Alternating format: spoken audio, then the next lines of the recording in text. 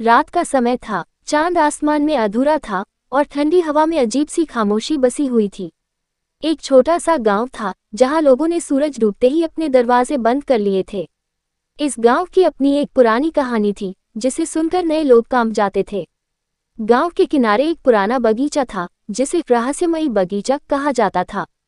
वहां कोई जाने की हिम्मत नहीं करता था क्योंकि कहते थे कि रात होते ही वहां एक साया चलता है।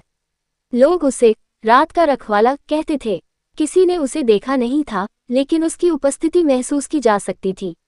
उसके चलने की आहट और उसकी सांसों की हल्की गूंज गांव वालों के रोंगटे खड़े कर देती थी। एक रात अजय नाम का एक नौजवान जो इन कहानियों पर यकीन नहीं करता था, उस बगीचे में जाने की ठान ली। उसका मानना था कि ये सब अफवाहें हैं और डर फैलाने का एक तरीका है। वह चुपचाप बगीचे के अंदर चला गया। चारों तरफ पुरानी सूखी हुई बेलों से लिपटे पेड़ थे।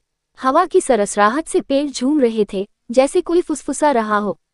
तभी अजय को पीछे से किसी की आहट सुनाई दी।